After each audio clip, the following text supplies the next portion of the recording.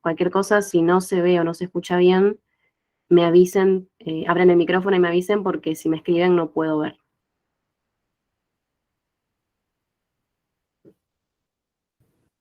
Hola Paula, te habla Nehemías. Hola, Nehemías. Yo sí he visto que vos lo haces muy rápido, por eso te pido por favor que lo puedas hacer más despacio y lento para que yo pueda escribirlo, porque no tengo la oportunidad de poder recibir los grabados que le pedí a Kunzi, a la profesora Kunzi, no los tengo, por eso es que los escribo. Te voy a pedir eso, por favor. ¿Sí? Bueno, Gracias. Nehemías, perfecto. Muchas gracias, Paula. Nehemías, estoy conectada yo, así que la Ah, verdad que en el mail de la cátedra que nosotros hemos dado no he recibido pedidos tuyos en relación a las sí, grabaciones. sí, me olvidé, profesora, porque estaba con otros trabajos prácticos y tenía que haberle escribido por email también. Sí, sí, Claro, en realidad yo he compartido con mucha gente los videos, entonces, es decir, si sí. ustedes lo solicitan al mail de la cátedra, yo Ujú, otro mail no respondo, solamente el mail de la cátedra, por eso lo hemos aclarado desde un principio. sí, Todo aquello que los pidan a los videos, yo se los puedo compartir porque los tengo a todos desde el primero a este encuentro también los voy a tener, así que ustedes me los solicitan y yo les voy compartiendo los enlaces. bueno, Incluso ahora, después nuevamente me los pueden volver a pedir, ahora para poder hacer el trabajo integrador final, y yo se los comparto. sí. Muchas gracias, profesora Amy. Gracias. De nada. Bueno, Paula, te dejo. Bueno, Adelante. gracias, Ingrid. Bueno, como les dije, este trabajo fue en torno a los efectos psicológicos de la pandemia de COVID-19 en personas mayores y plantear unas intervenciones para su acompañamiento desde una perspectiva de promoción de la salud. Un poco para contextualizar más de manera general, hay que hacer referencia, obviamente, a que a principios de 2020 fue el inicio de la pandemia de COVID-19. Este fenómeno irrumpió en la cotidianeidad de las personas y fue un cambio muy radical y muy grande en el modo en que venían desarrollando su vida hasta ese momento. Impactó muy notablemente en la esfera social, económica y psicológica, y este impacto fue no solo por el virus en sí como enfermedad, sino también por las medidas que se tomaron para evitar su propagación, como bien sabemos que fue el aislamiento y en un principio fue estricto. Por otro lado, a nivel más local, Argentina es una de las poblaciones más envejecidas de América Latina, y esto es importante tenerlo en cuenta porque justamente las personas mayores fueron uno de los grupos más afectados por la situación de la pandemia. Respecto a la contextualización específica, voy a hacer mención brevemente a cómo surgió este disparador y por qué elegí este tema para mi trabajo.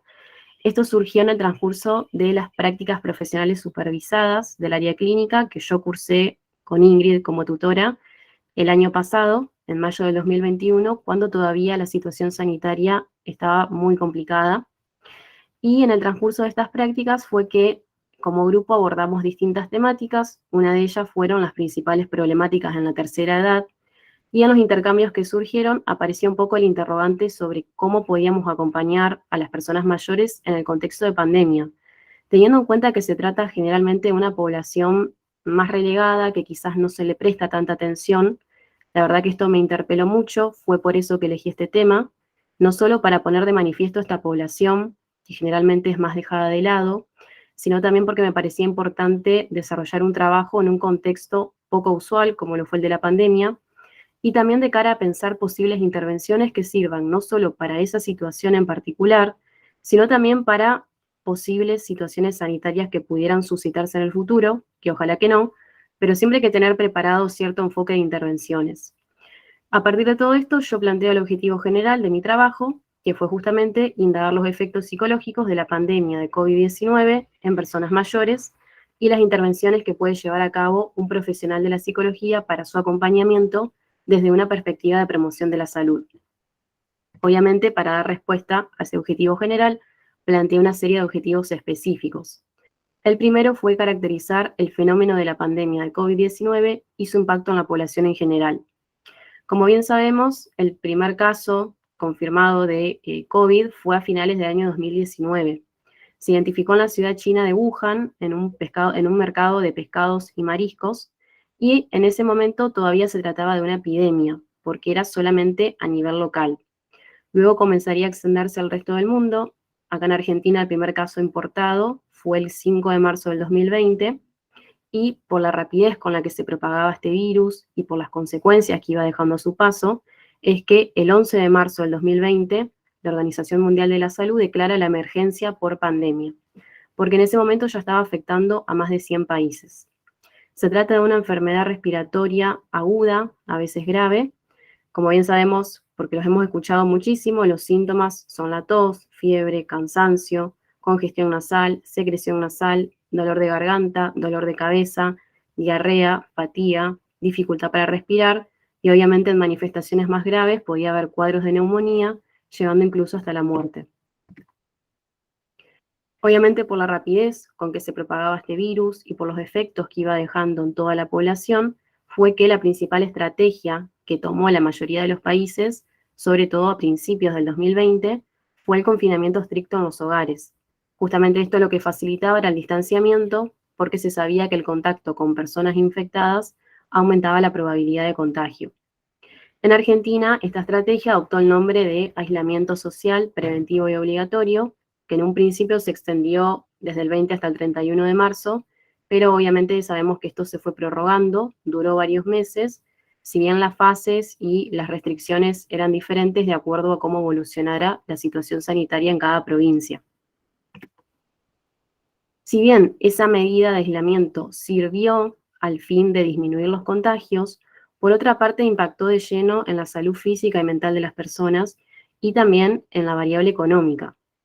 En primer lugar, el aislamiento fue en detrimento de una necesidad fundamental de las personas, que es socializar, por lo cual el escaso contacto social produjo desesperación, aburrimiento, insomnio, poca concentración, irritabilidad y la angustia de no poder desarrollar una rutina de vida normal como se venía llevando hasta ese momento.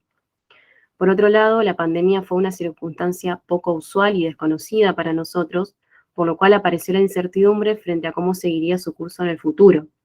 Además, recuerden que todo el tiempo aparecían distintos tipos de COVID, parecía que esto no se iba a terminar más, entonces realmente esto era una fuente de mucha ansiedad e incertidumbre. Por otro lado, la percepción de amenaza de la propia salud fue un catalizador de cuadros de depresión y ansiedad. Todos estos indicadores podían ir desde síntomas aislados hasta la instalación de trastornos mentales propiamente dichos. Por otro lado, como dije, a nivel económico también la pandemia trajo consigo la imposibilidad de trabajar, el cierre de comercios y la pérdida de empleos, obviamente con el malestar psicológico asociado que se deriva de esto. Si bien obviamente todos estos efectos se vieron en la sociedad en su conjunto y en la población en general, hay ciertos colectivos que se vieron mucho más afectados por esto, justamente por su condición de vulnerabilidad. Es decir, que por algún tipo de característica física, psicológica o social, tienen mayor riesgo de verse afectados en comparación con otros grupos. Acá podemos hacer referencia a niños, adolescentes, a personas con discapacidad, a personas en situación de calle o bien a personas mayores, que es el grupo poblacional sobre el cual yo voy a trabajar. El segundo objetivo específico que yo planteé fue definir el envejecimiento como etapa dentro de la trayectoria de vida desde una perspectiva de promoción de la salud y derechos humanos. En primer lugar, es importante definir qué es el envejecimiento poblacional como fenómeno, que es la consecuencia del proceso de transición demográfica que se caracteriza por los descensos de la mortalidad, precisamente por la prolongación de la vida. Es decir, que aumenta la proporción de personas mayores justamente porque se extiende cada vez más la expectativa de vida y porque también se está dando un descenso en las tasas de natalidad. La situación demográfica de nuestro país confirma esta tendencia porque, como les había dicho al principio, es uno de los países más envejecidos de América Latina. Y de hecho, como pueden ver en ese gráfico, que es una proyección para el año 2025, es decir, que no estábamos muy lejos de eso, las proyecciones muestran que la base, que representa a los grupos de niños y jóvenes, se va a achicar al mismo tiempo que van a aumentar los grupos de edad intermedia y las personas mayores de 60 años. Es decir, que el envejecimiento se está dando a un ritmo acelerado en nuestro país y por lo tanto es una población que va a necesitar de cuidados y de acompañamientos específicos que garanticen su bienestar en el tránsito por sus vidas, que ahora son cada vez más extensas en comparación a décadas anteriores. Ahora bien, ¿qué se entiende por persona mayor? Porque notarán que ahora se usa ese término. Usualmente escuchábamos adulto mayor, pero ahora el término es otro. Esto es a partir de la Convención Interamericana sobre la Protección de los Derechos de las Personas Mayores, que en el año 2015 define a la persona mayor como aquella de 60 años o más, salvo que la ley interna determine una edad base menor o mayor, siempre que ésta no sea superior a los 65 años. Esta convención realmente marcó un hito, no solo en pos de continuar protegiendo y promoviendo los derechos de las personas mayores, sino también en empezar a dejar atrás ciertos términos estigmatizantes, como por ejemplo verán en el cuadro, antes se solía hablar de anciano, de abuelo, de viejito, que tenía una connotación más ligada a lo patológico, por lo cual empiezan a darse cambios en las expresiones a partir de esta convención, y es que a partir de ese momento se empieza a hablar de persona mayor. Además, esto tiene que ver también con que uno de los principios de esta convención es la equidad y la igualdad de género, por lo cual se sustituye el concepto de adulto mayor y se reemplaza por persona, en tanto resulta más abarcativo. Luego, conceptualicé un poco el envejecimiento distinguiendo las definiciones que había más hacia principios del siglo XX y en la posguerra, ya que tenían algunas distinciones. Las primeras definiciones tenían una tendencia más bien biologicista, es decir, que eran definiciones que solamente tenían en cuenta los aspectos físicos y biológicos como factores intervinientes en el proceso de envejecimiento. No fue sino hasta la posguerra que empezaron a desarrollarse asociaciones de gerontología, justamente porque en la segunda mitad del siglo XX es que empieza a darse con más rapidez el fenómeno del envejecimiento. Entonces, obviamente estas asociaciones también buscaban entender este proceso. A partir de ahí que comenzó a ampliarse la visión reduccionista que se tenía anteriormente y se empezaron a incluir los elementos de tipo psicológico o social como variables que influyen también en el proceso de envejecimiento, además de lo netamente biológico. Posicionándonos un poco más en esta última perspectiva, que ya es integral y que tiene en cuenta todos los elementos, es que es preciso definir el envejecimiento. Yo tomé solo 2 definiciones porque realmente había muchas, pero estas me parecen más completas. En primer lugar, Viguera va a decir que el envejecimiento es un proceso de crecimiento estructurado en torno al tiempo y marcado por cambios biopsicosociales. Por otro lado, Albrecht y Morales van a decir que comprende diversas modificaciones morfológicas, fisiológicas, bioquímicas, psicológicas y sociales, según el contexto temporoespacial en el que se desarrolló el individuo en las etapas anteriores de su vida, resultado del paso del tiempo. Pueden ver que principalmente se destacan 3 áreas, la biológica, la psicológica y la social. Es decir, que queda claro que el envejecimiento es un proceso multifactorial y que tiene en cuenta todas las dimensiones del ser humano. También es importante en este punto aclarar que si bien todas estas modificaciones que menciona acá son esperables y frecuentemente ocurren, no es un proceso lineal y homogéneo, sino que por el contrario podemos encontrar muchas diferencias entre un individuo y otro, justamente porque el modo en cómo transitaron sus diferentes trayectorias de vida va a determinar de alguna manera el modo en el que envejecen. Por lo cual no podemos hablar de una persona mayor típica, sino que hay muchas diferencias interindividuales. Ya que este objetivo apuntaba justamente a concebir el envejecimiento desde una perspectiva de promoción de la salud, es importante entonces cuestionar ciertos estereotipos sociales que circulan en torno a la vejez, a partir de los cuales las personas mayores son vistas como enfermas, como dependientes, inactivas. Se tiene esta idea de que la vejez es una etapa caracterizada por la decadencia física y mental, por la discapacidad, y de hecho esto constituye un tipo de discriminación que se llama discriminación por motivos de edad. El problema de estos estereotipos es que no solo impactan en el modo en que la sociedad trata a las personas mayores, sino que también impactan la visión que tienen ellas de sí mismas, porque ocurre que muchas veces terminan asumiendo ese lugar que socialmente se les asigna, ya que es lo que se espera de ellos. Pueden ver en ese cuadro algunos ejemplos de estereotipos, por ejemplo, que no se adaptan a los cambios, que pierden creatividad e inteligencia, que tienen una vida monótona, están deprimidos, no son productivos, se sienten solos, no tienen sexualidad y que vejez es sinónimo de enfermedad. Y realmente sabemos que no es así, más allá de que obviamente hay que ver cada caso, pero, por ejemplo, esto de que no son productivos o tienen una vida monótona, no es así, ya que cada vez la vida de las personas mayores trasciende los límites del hogar, participan de la comunidad, realizan actividades recreativas, sociales, deportivas, es decir, están activos. Por lo cual estos estereotipos ya están obsoletos y en verdad corresponden a un tipo de visión más patológica de la vejez. Por suerte, actualmente se están empezando a estudiar los aspectos positivos justamente para poder reemplazar estos paradigmas deficitarios que les mencioné recién. Es decir, que ahora lo que se trata de poner de manifiesto son los recursos con los que se cuenta durante el envejecimiento, dando cuenta de que el énfasis debe colocarse en las capacidades que tienen las personas mayores para poner el énfasis ahí, potenciar eso y así contrarrestar dentro de lo posible los déficits que inevitablemente van a aparecer porque es el decurso natural de la vida. Estas nuevas perspectivas lo que posibilitan es producir un cambio en el lugar que tienen las personas mayores en sus vidas, es decir, que dejan de ser sujetos pasivos y meramente receptivos del cuidado de los demás para ser más autónomos, poder autogestionar sus vidas, tomar decisiones en lo relativo a su cuidado. Justamente a estas nuevas perspectivas es a las que hay que apuntar si queremos sostener estrategias de promoción de la salud auténticas. Luego, el tercer objetivo específico que planteé fue explorar los efectos psicológicos de la pandemia en las personas mayores específicamente.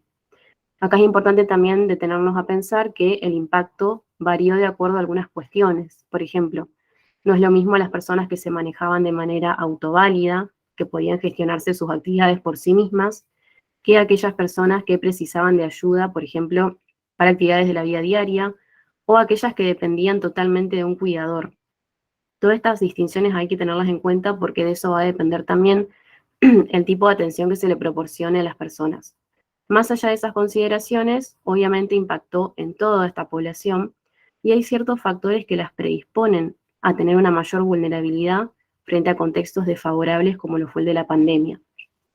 En primer lugar, la mayor prevalencia de comorbilidades, justamente porque se sabía que las personas mayores de 60 años eran más vulnerables a enfermarse de manera severa si contraían el virus y tenían mayor probabilidad de muerte asociada a afecciones médicas preexistentes, donde las más frecuentes son las patologías cardíacas, la hipertensión, diabetes, insuficiencia renal crónica, asma, diabetes y obesidad. Por otro lado, el elemento del apoyo social también fue determinante, porque de acuerdo al grado en que haya estado presente, aumentó o disminuyó los efectos negativos de la pandemia. Obviamente no es lo mismo una persona que tenía familia o que tenía vecinos que podían contenerlo y acompañarlo que aquellas personas que estaban completamente solas. Obviamente que la red social no incluye solo a familiares, sino también a otros agentes como vecinos, amigos, cuidadores y profesionales. Y otro factor que también es determinante en esta predisposición a la vulnerabilidad es la discriminación por edad, porque justamente al ser las personas mayores las más vulnerables a desarrollar complicaciones o incluso a morir si contraían la enfermedad, esto llevaba a que se dé la prioridad de atención médica a las personas jóvenes y que los recursos médicos se empleen primero en ese tipo de personas y no en las personas mayores. Yendo más específicamente a los efectos del aislamiento como medida para evitar la propagación del virus, se han podido encontrar un montón en las personas mayores.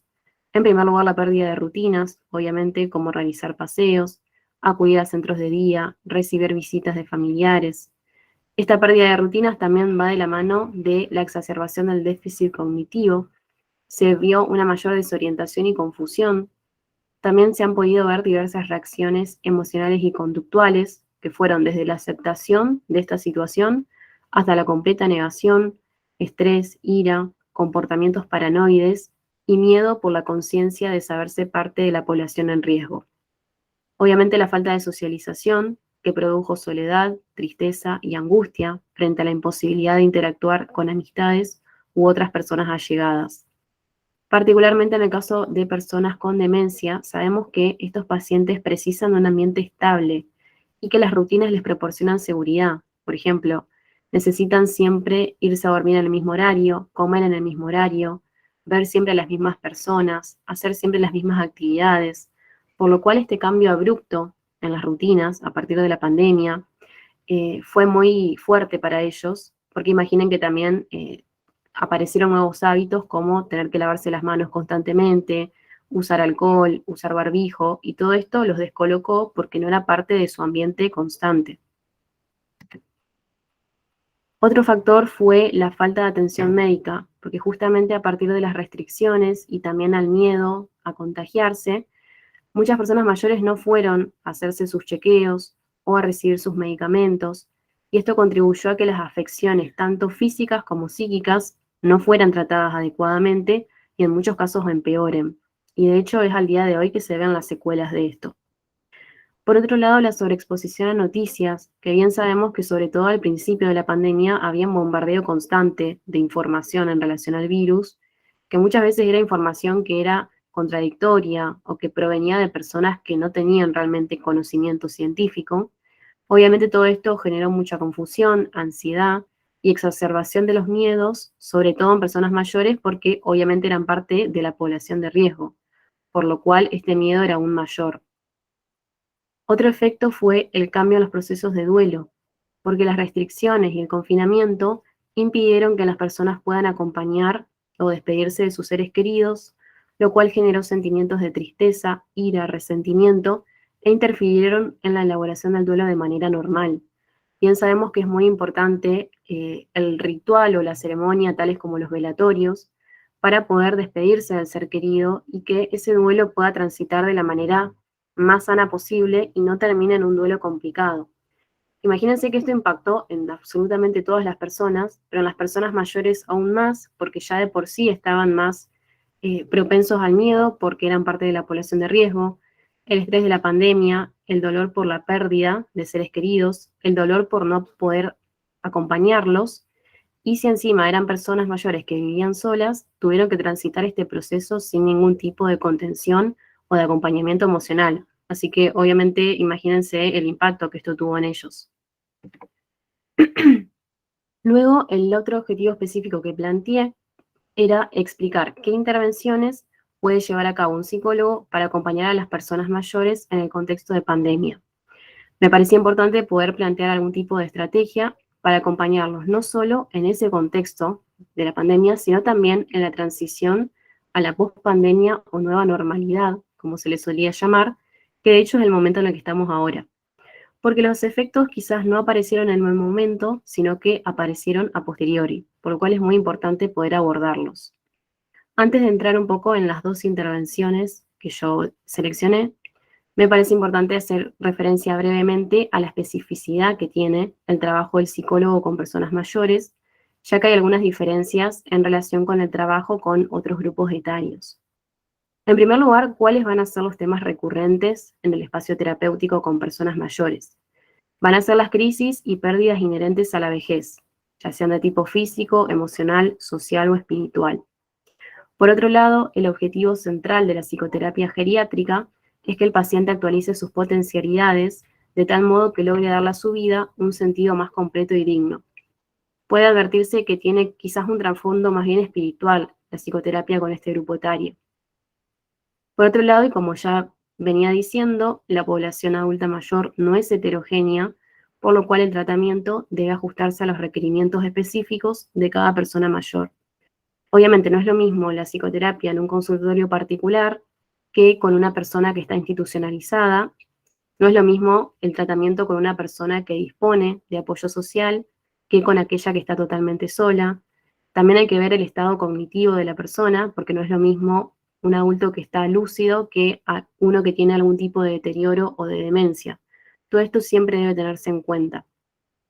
Por otro lado, lo ideal sería la inclusión en el tratamiento de la familia, cuidadores o personas de la comunidad para que los progresos que se realizan en el espacio terapéutico puedan mantenerse y reforzarse en su ambiente habitual.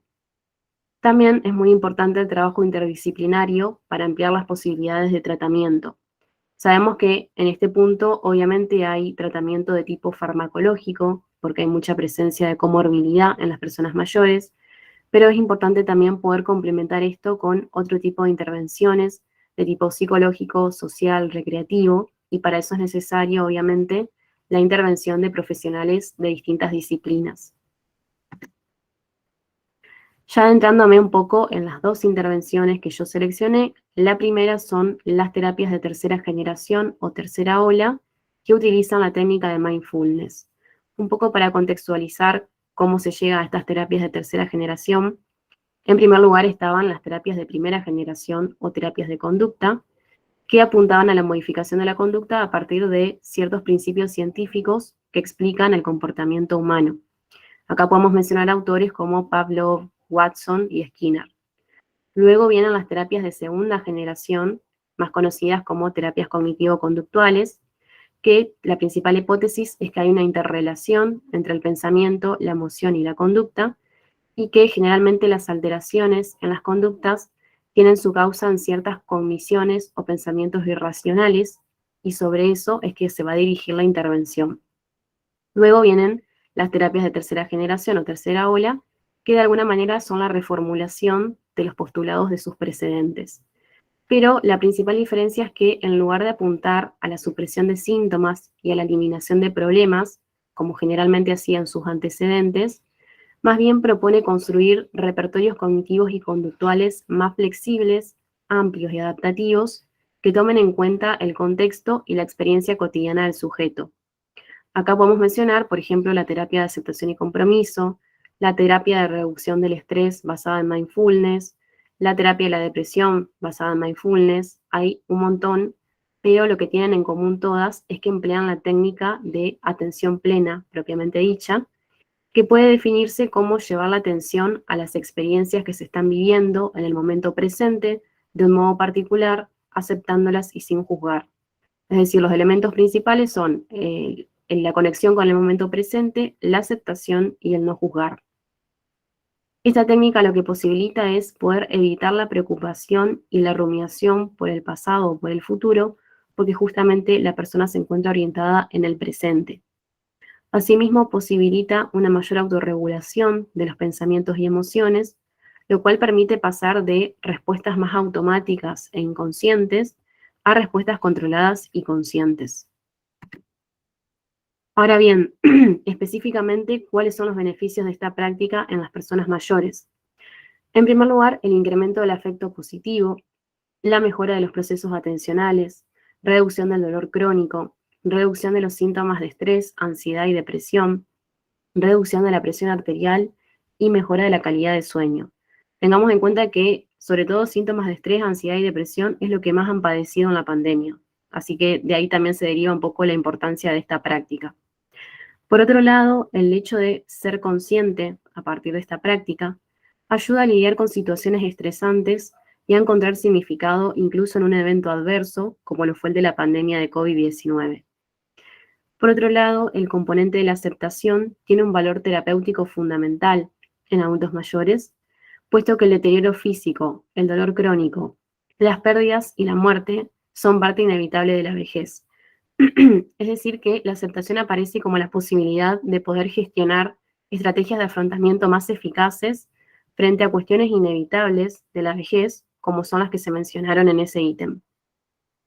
Por otro lado, otro beneficio es la reducción de la sintomatología traumática, depresiva y ansiosa relacionada al duelo, el aumento de la regulación emocional y la creación de un nuevo sentido de pérdida. Y qué importante es esto teniendo justamente en cuenta el impacto de los procesos de duelo durante la pandemia y cómo debieron gestionarse de una manera diferente a la habitual. Por último, otro beneficio es que también el mindfulness produce cambios a nivel cerebral, más precisamente en la corteza prefrontal, y esto se ve reflejado en una mayor regulación corporal, en la comprensión de la propia mente y de los otros, mayor equilibrio emocional, flexibilidad de respuesta y mejora en la memoria de trabajo y en la atención. Ahora bien, ¿por qué elegí esta intervención como adecuada para el contexto de pandemia y de la pospandemia?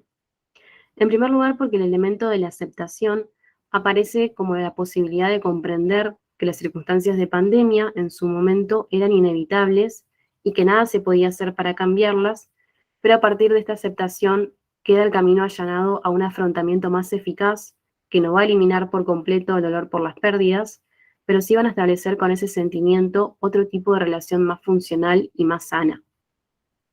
Asimismo, a partir de esta práctica y del contacto con las sensaciones propias, las personas mayores logran una mayor autogestión y autorregulación de sus emociones y pensamientos. Esto les va a permitir tener más control sobre lo que les ocurre, incluso en situaciones donde se encuentran solas o no pueden recurrir a ayuda profesional. Esto es sumamente importante porque justamente hablamos de intervenciones desde una perspectiva de promoción de la salud. La promoción de la salud apunta justamente a la participación y al poder tener decisión sobre la propia salud. Entonces, aprender una técnica así, que después la puedan utilizar por sí mismas y no tener que depender constantemente de profesionales, es sumamente valioso. Por otro lado, los beneficios que esta intervención produce en el área cognitiva dan cuenta de la importancia de emplearla en pos de potenciar los recursos y de atenuar los déficits que usualmente aparecen en la vejez y que obviamente se vieron exacerbados a partir de la pandemia. Por otro lado, la otra intervención que planteé es la estimulación cognitiva, que antes de definirla, es importante decir que durante el proceso de envejecimiento tienen lugar ciertos cambios a nivel cerebral. Por ejemplo, disminuye su peso, su volumen, disminuye la cantidad de conexiones interneuronales y esto se va a ver reflejado en el rendimiento cognitivo general. Va a haber una disminución de la capacidad de atención, de concentración, de memoria, pero más allá de este declive natural que es esperable, las personas mayores tienen una gran capacidad de plasticidad neuronal. Es decir, que hay mecanismos de compensación que pueden ser activados justamente para reducir los déficits y para prevenir el deterioro. Esto quiere decir que la cognición es entrenable, y esto abre la vía de intervención a actividades como la estimulación cognitiva, que se define como un conjunto de estrategias que maximizan las destrezas cognitivas, tales como la percepción, memoria, lenguaje y razonamiento, las cuales pueden realizarse desde el hogar, instituciones u otros escenarios como métodos de prevención de forma individual o grupal. Consiste en una serie de actividades que lo que hacen es enfrentar a las personas mayores a situaciones nuevas que promueven aprendizajes originales, así como a tareas que precisan de esfuerzo cognitivo para ser ejecutadas. El objetivo de esta actividad va a variar dependiendo de si estamos tratando con personas que tienen un nivel normal de funcionamiento cognitivo o de personas que tienen algún tipo de deterioro. Entonces, en sujetos sanos, el objetivo va a ser el desarrollo, mantenimiento y potenciación del funcionamiento de las capacidades mentales. En cambio, si trabajamos con pacientes con algún tipo de lesión, deterioro cognitivo o demencia, el objetivo va a ser principalmente terapéutico, incluyendo el reforzamiento del funcionamiento cognitivo general, la rehabilitación de las capacidades que se encuentran en déficit y el enlentecimiento de determinados procesos de deterioro. Ahora bien, ¿cuáles son específicamente los beneficios de esta intervención en las personas mayores? El más evidente es que mantiene las habilidades intelectuales conservadas el máximo tiempo posible y potencia su funcionamiento. Por otro lado, preserva su autonomía, crea un entorno rico en estímulos que facilita el razonamiento y la actividad motora.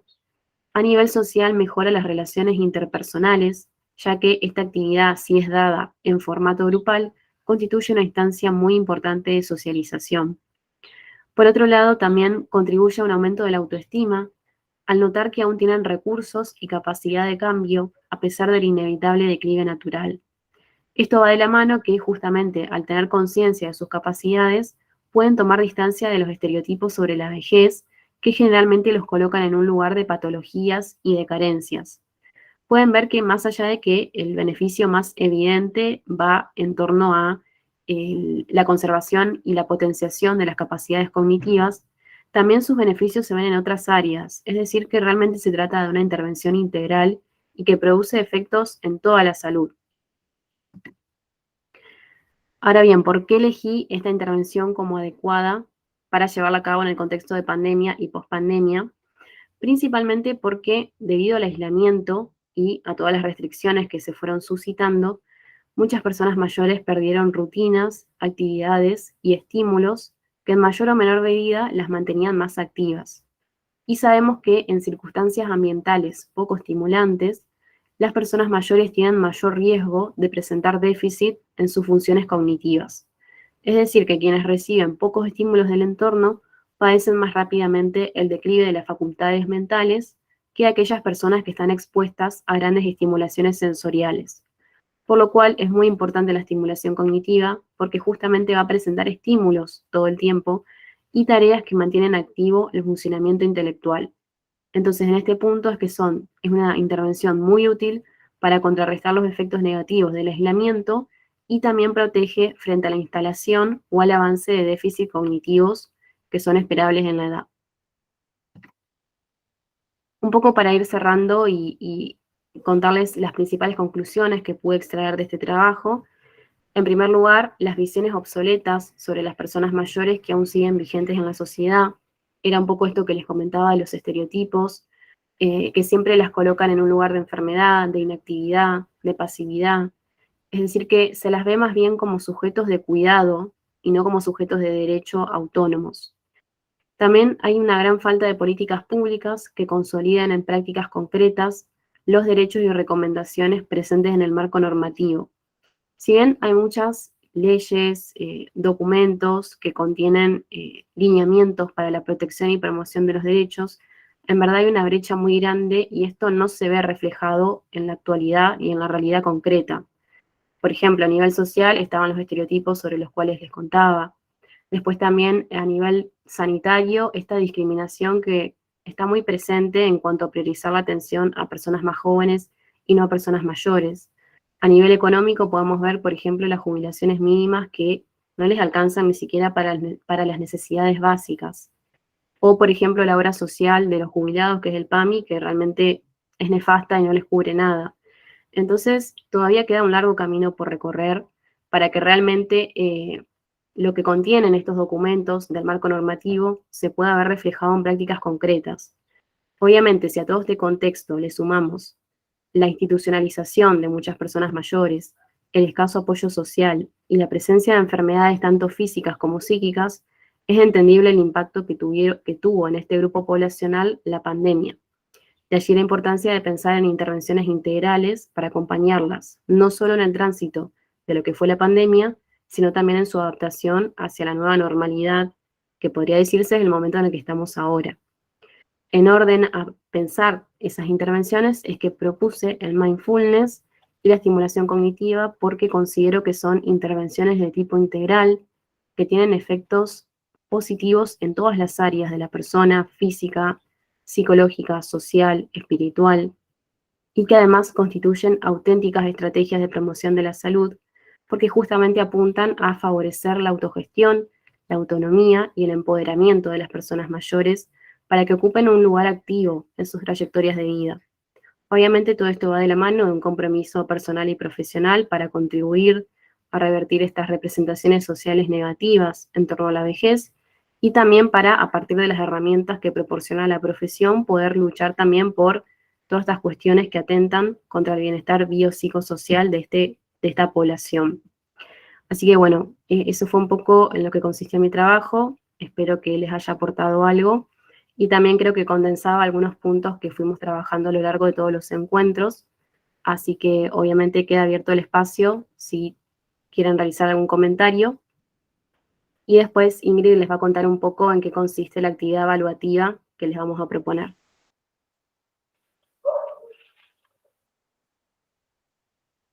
Bueno, Paula, muchas gracias por tu presentación. La verdad que muy interesante el recorrido que pudiste realizar en una problemática tan actual y tan compleja que nos desafió a los profesionales de la salud mental a la hora de cómo trabajar y qué hacer, digamos, ante esta situación tan inesperada que fue la pandemia, donde el adulto mayor fue una de las personas, junto con los niños y los adolescentes, fueron como las personas más afectadas, y como bien Paula decía, las políticas de salud pública se ocuparon muy poco de estas etapas, y hubo que ir pensando, diseñando y desarrollando estrategias para acompañar al adulto mayor sobre todo. Y donde, bueno, hoy también que vemos los efectos de la pandemia en estas personas, vemos el deterioro que ha ocasionado y cómo está costando que el adulto mayor pueda recuperarse, no solo desde lo físico, sino también de lo que implica la salud mental, ¿no es cierto? Entonces nos encontramos con cuadros, con personas que persisten los cuadros depresivos, que se han agravado las enfermedades físicas, que hay un descuido, que han bajado de peso, que hay un deterioro en general de la salud, y que tiene mucho que ver con esto de lo que ha sido la pandemia, el aislamiento, más allá que quizás muchos de ellos no han padecido del COVID. Entonces, bueno, hemos tenido que repensar, estudiar, actualizarnos, y lógicamente todas estas técnicas que Paula fue desarrollando son más que importantes, y que de a poquito también se están recuperando los espacios, como por ejemplo los talleres de la memoria, los talleres de estimulación cognitiva, paulatinamente han empezado a retomarse, lo cual ha sido muy favorable para empezar a insertar a la población de adultos en estos contextos, que incluso hasta el año pasado muchos de estos contextos todavía no estaban, entonces se agravaba el aislamiento y se agravaba la posibilidad de recuperación del adulto mayor, digamos. Ustedes piensen que en general las personas, los adultos, volvimos a las actividades. Ustedes como estudiantes seguían activos a través de, digamos, de la virtualidad, y en general los que trabajamos volvimos rápidamente a trabajar, pero el adulto mayor, incluso el año pasado, seguía en este estado de aislamiento con todo lo que esto implica, más los miedos y todas las ansiedades que fueron surgiendo. Entonces, fue muy difícil volver a trabajar con esta población, fue muy difícil pensar estrategias para trabajar con esta población, y hoy estamos viendo esos efectos y el deterioro que esto ha ocasionado. Pero bueno, por ahí los escucho, si alguien quiere preguntar algo, si alguien quiere comentar, si quedaron algunas inquietudes de este encuentro o de los otros.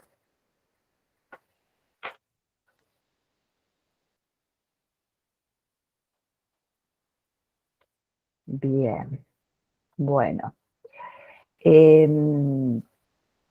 Por ahí un poco ya yendo a las cuestiones más administrativas. Respecto a la bibliografía, está toda la bibliografía disponible en el Moodle de la cátedra. Particularmente, hace un ratito estaba tratando de ingresar al Moodle, a mí me aparece un error, después fíjense si ustedes pueden ingresar, porque no sé si hay algún tipo de problema con la página, pero no pude volver a ingresar hoy para subirles las consignas del trabajo integrador final. No sé si es un problema de la facultad o es un problema que estoy teniendo yo, pero bueno, voy a averiguar con con la gente de facultad a ver si puedo subir las consignas. Más allá de eso, la idea, yo ahora les voy a compartir, no sé si lo van a poder ver.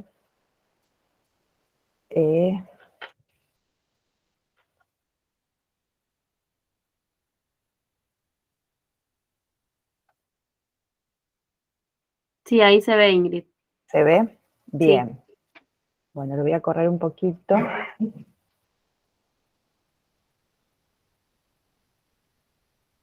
Ahí está. Bueno, en realidad la idea es que puedan hacer un trabajo en grupo de 3 o 4 integrantes, donde lo que se presenta es una película que ustedes, ahí está el link para acceder a la película, si no está en Netflix también, es una película bastante nueva, donde, bueno, ahí tienen una breve descripción. La película se llama Vivir dos veces, quizás algunos de ustedes ya la han visto, y si no, véanla porque es muy interesante. Y a partir de esta película hay 3 consignas que la idea es que puedan articular con esa película y con la bibliografía que tienen disponible en el Moodle de la cátedra, que son los elementos a considerar en la evaluación del trastorno, el funcionamiento familiar y un posible plan de abordaje. Es decir, con toda la bibliografía que ustedes tienen, más las clases, lo van a poder hacer. Es un trabajo breve, como mínimo son 2 páginas, no más de 4 páginas. La idea es que puedan articular con la bibliografía, que vayan, digamos, desarrollando lo que ustedes, sus ideas, más el aporte bibliográfico. Y bueno, la idea es que ese trabajo lo puedan enviar al mail de la cátedra. Después abajo ustedes van a ver que están todas las cuestiones más formales de la cantidad de hoja y bueno, la fecha de entrega. Y bueno, la idea es que lo puedan enviar al mail de la cátedra para que nosotros podamos verlo y hacerle una pequeña devolución.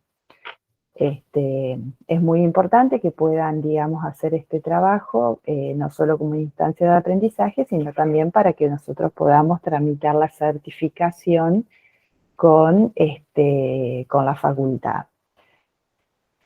Por ahí lo que les voy a pedir, una vez que conformen los grupos, envíen por mail la confirmación de los grupos y yo les respondo enviándoles las consignas por mail. Yo igual les voy a subirlas en el Moodle cuando me habilite. Lo que pasa que no sé qué es lo que está pasando y si pasan varios días en que el Moodle no funciona, no van a poder acceder a la información. Entonces yo les pediría que me envíen el mail pidiéndome que yo les reenvíe las consignas. No sé si se entiende la idea. Siempre los mails son al mail de la cátedra, el mail Psicopatología 2. Y lo mismo, si alguien necesita alguna de las clases, si quiere ver alguna de las clases, están todas grabadas, me envían un mail a ese mail de la cátedra y nosotros le pasamos los links para que ustedes puedan acceder y puedan ver nuevamente cada una de las clases.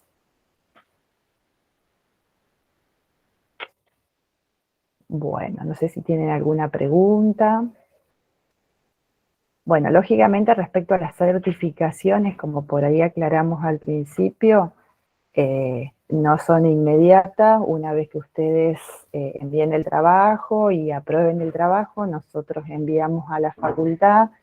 Como esto va a ser enviado en diciembre, posiblemente la certificación recién se empiece a tramitar en febrero o marzo del año que viene, así que va a demorar porque tienden a demorar. Pero bueno, todos los años demoran, pero sale la certificación y ustedes van a poder acceder a la misma. Que una vez que nosotros tenemos esa certificación, nosotros les avisamos para que puedan acceder a ese documento.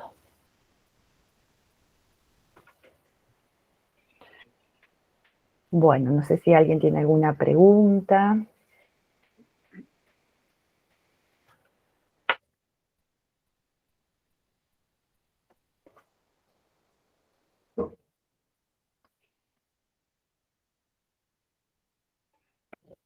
Bueno, les agradecemos a todos haber participado en este espacio de formación extracurricular. También agradecemos a Paula que bueno, se sumó a esta actividad y que colaboró, digamos, presentando su interesante trabajo de integración y todo el desarrollo actualizado que fue realizando en la temática, así que desde ya muchas gracias Paula por sumarte y bueno, y espero que puedas seguir acompañándonos en futuras instancias de formación. Y gracias también, a ustedes por la invitación, obviamente un gusto. bueno, bárbaro Paula, y desde ya agradecer a todos ustedes también que participaron en este espacio y bueno, desde ya cualquier duda, sugerencia, pregunta, no dejen de escribir al mail, que en la medida que vamos pudiendo vamos respondiendo a esto.